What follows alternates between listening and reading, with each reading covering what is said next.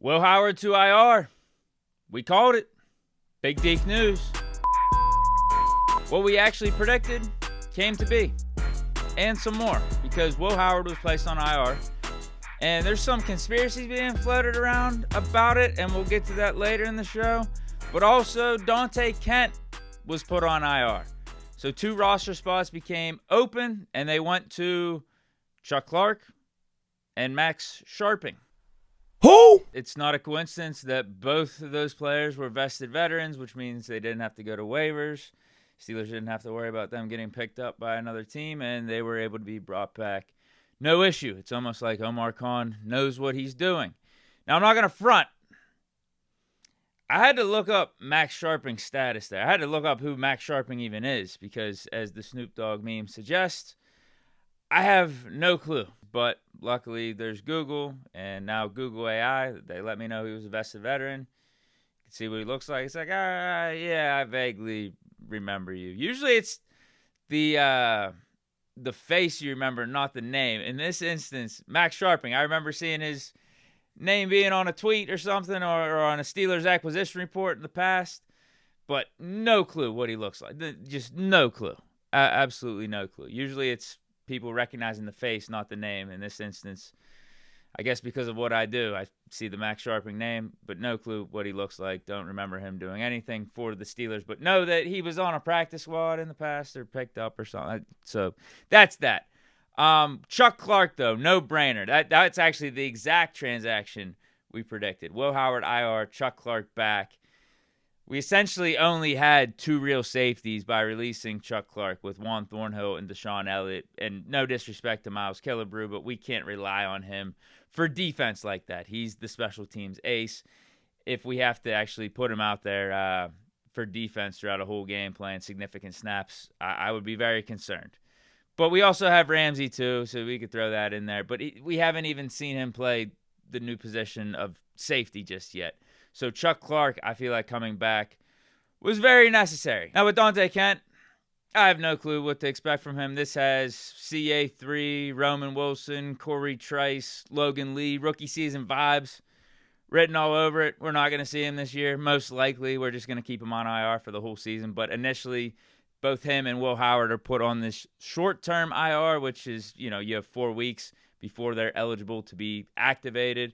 But I could see us just continuing to prolong that with Dante Kent and keeping him on the full season IR. It's like we like his upside for down the line, but the time is not now, which is honestly completely opposite of what I was saying over the last day or two, because with Dante Kent making the roster, I was questioning whether or not Tomlin and the coaching staff thought Kent was going to be a hidden gem for us, and they knew something that we didn't. Then all of a sudden, once Kent got healthy, he was actually going to be playing some snaps, be out there on special teams, maybe get some defensive reps and surprise us and make some waves. But it seems to be the exact opposite. Kent, we're probably just not going to see. He's going to be on the IR for the whole season. A lot of this shit just comes down to business, because with Kent and Howard, clearly the Steelers must have thought if either of those guys were waived, they had the chance of getting picked up by another team. Whereas that wasn't necessarily the case with Beanie Bishop, DeMarvin Leal, James Pierre, obviously with Chuck Clark or Robert Woods, Max Sharping. They were vested veterans, so they didn't have to go through waivers. So the Steelers were trying to have their cake, eat it too, keep guys that they felt were valued across the league in case they went on waivers and, another team picked them up. But then also release the guys that they felt like they could get back that were, notable, like a Bishop, like a DeMarvin Leal. And it worked. It actually 100% worked, because we were able to keep the rookies and Will Howard, Dante Kent, but then also bring back Beanie Bishop, DeMarvin Leal, a Robert Woods, a Chuck Clark, Keyshawn Williams too, a Sebastian Castro, Lou Nichols. Like there was more players picked up on the practice squad. Let me actually get through the full list, because yesterday I updated you with about half of it. I think at that point there was 8 or 9 players that we put on the practice squad out of the 16 or 17 that you can. But here's the full list. Lou Nichols, Trey Sermon, Robert Woods, Keyshawn Williams, Max Harleman, J.J. Galbraith, Stephen Jones, Dylan Cook, Kyler Baugh, DeMarvin Leal, Julius Welshkoff, Beanie Bishop, James Pierre, Deshaun Jameson, Daryl Porter Jr., and Sebastian Castro. I think there's one more spot we could add, because isn't there something with Julius Welshkoff because of some of the international stipulations? An international player doesn't count against your practice squad, doesn't count against your roster. So I think there's still one more opening on the practice squad the Steelers could take advantage of. But overall, with how they handled this, dub, just another dub to the offseason and how we've operated. I mean, we've killed it all the way up to this point with Rodgers, Metcalf, the trades, and, the whole turnover of the team.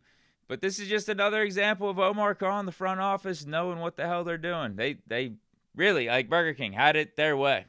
Had their cake, ate it too, kept the guys they felt like had upside, the rookies for this year that maybe they were worried about getting picked up by other teams, but were able to keep a bunch of the notable names that people were complaining about that we lost for the 53-man roster cut down, and just brought them back to practice squad like it was nothing, just business as usual. So that leads me to my final thing I want to talk about with these transactions, and that's Will Howard to IR. I saw this one tweet from Kaboli saying that part of the reason Howard's going to be on IR is because he hasn't thrown for 20-something days, and they're worried about his shoulder. Come on, bro. Come on. This is the Will Howard to IR is not about his health. I think he's healthy. Did you listen to what Tomlin said in his press conference like a week ago? Will Howard can go. He's had some positive reviews, meeting with the hand specialist.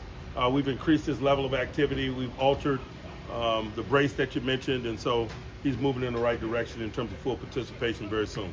It's not about his shoulder. It's not about his hand anymore. This is just, honestly, what I was just getting at a couple minutes ago there. Just a business move, bro.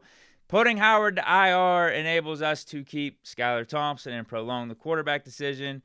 It enables us to see what the quarterback landscape looks like and potentially trade Skylar Thompson and actually get a draft pick for him. Because we know we don't want to trade Will Howard. We don't want to get rid of him.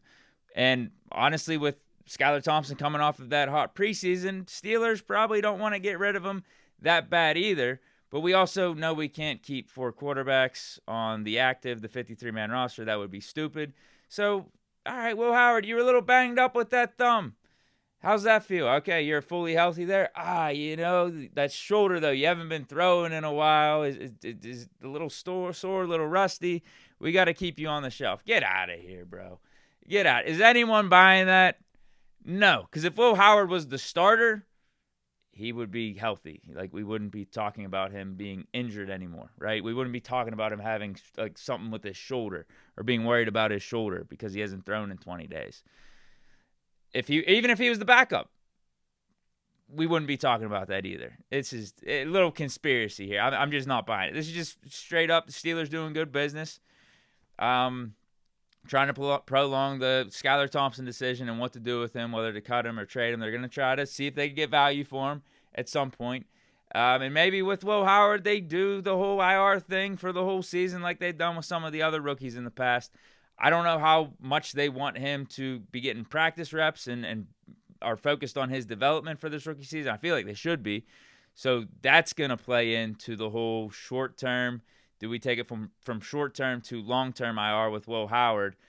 But no, I don't buy that they're worried about his shoulder. That's why they put him on this 4-week IR.